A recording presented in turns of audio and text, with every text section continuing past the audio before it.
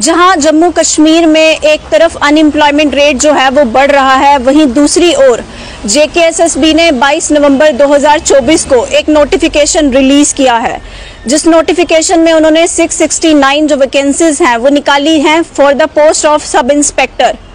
मैं आपको बता दूं कि ये जो अगर आपने किसी भी रिकॉग्नाइज्ड यूनिवर्सिटी से बैचलर्स किया है, अगर आप ग्रेजुएट हैं किसी भी रिकॉग्नाइज्ड यूनिवर्सिटी से, तो आप इस फॉर्म के लिए जो है वो एलिजिबल रहते हैं, इस पोस्ट के लिए एलिजिबल रहते हैं। मैं आपको बता दूं कि इस जो फॉर्म है इसको अप्लाई करने की जो डेट है वो स्टार्ट होगी 3 दिसंबर 2024 को।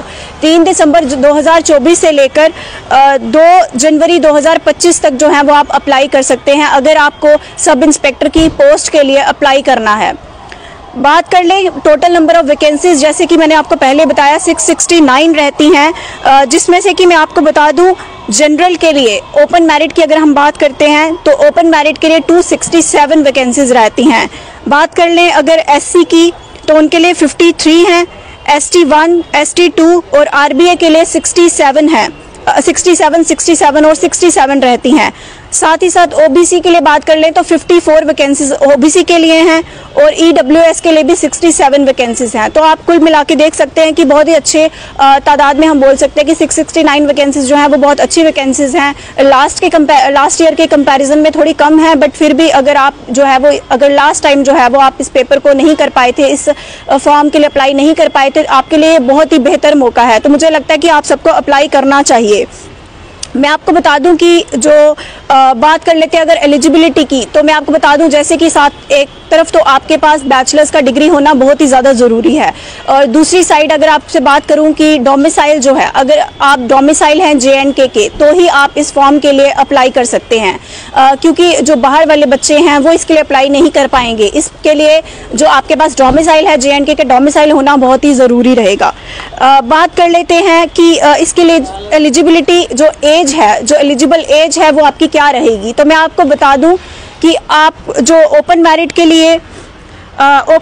लिए SC, ST1, ST2, RBA, ALC, IB, other backward classes, EWS और गवर्नमेंट सर्विस जो यहाँ कॉन्ट्रैक्चुअल एम्प्लॉयर्स हैं, उन सब के लिए जो मिनिमम एज का क्राइटेरिया वो 18 रहेगा और मैक्सिमम जो है वो 28 रहेगा, accept in service police personal, क्योंकि इन सर्विस पुलिस पर्सनल जो है उनका मिनिमम जो है वो 18 रहेगा और जो क्या बोलते हैं मैक्सिमम जो हम कहेंगे वो 30 रहेगा। तो अगर आप इस एलिजिबल जो एज में जो है फॉल करते हैं, अगर आप एलिजिबल हैं as per this age criteria, तो आप इस फॉर्म के लिए अप्लाई कर सकते हैं। बात कर दूं कि मोड ऑफ एग्जामिनेशन जो है वो देखना पड़ेगा कि ऑनलाइन होता है या ऑफलाइन होता है, बट स्कीम ऑफ एग्जामिनेशन है तो वो बहुत ही सिंपल रहता है। जैसे आपका पहले रिटन टेस्ट होगा, ऑब्जेक्टिव टाइप होगा, उसमें नेगेटिव मार्किंग भी रहती है, 1/4 जो है वो नेगेटिव मार्किंग है एज पर दिस नोटिफिकेशन। साथ में बात कर दूं कि उसके बाद फिजिकल टेस्ट होगा, उसके बाद फिजिकल एंड्योरेंस टेस्ट होगा, जिसमें आपको जो है वो रेस, लॉन्ग रेस वगैरह करनी पड़ती है, वो इसमें सब मेंशन रहता है। उसके बाद में अगर आपको बता दूं कि उसके बाद जो है वो आपका मेडिकल टेस्ट होता है। अगर आप मेडिकल टेस्ट को भी क्लियर कर लेते हैं तो उसके बाद आपका डॉक्यूमेंट वेरिफिकेशन होगा। अगर आप डॉक्यूमेंट वेरिफिकेशन में भी जो है वो सफल हो जाते हैं तो उसके बाद आप इस पोस्ट के लिए बिल्कुल सही पैमाने पर जो है वो सफल हो जाते हैं। तो मैं यही कहना चाहूँगी कि अगर आप एलिजिबल एज में फॉल करते हैं, एलिजिबल क्राइटेरिया जो इसका है वो सारा फुलफिल करते हैं, तो आप इस फॉर्म के लिए जल्द से जल्द अप्लाई करें। उसके लिए यहाँ ताज़ा खबरों के लिए हमारे चैनल के साथ जुड़े रहें। मैं कुसुम सिंह, प्रो भारत न्यूज़ की तरफ से नमस्कार।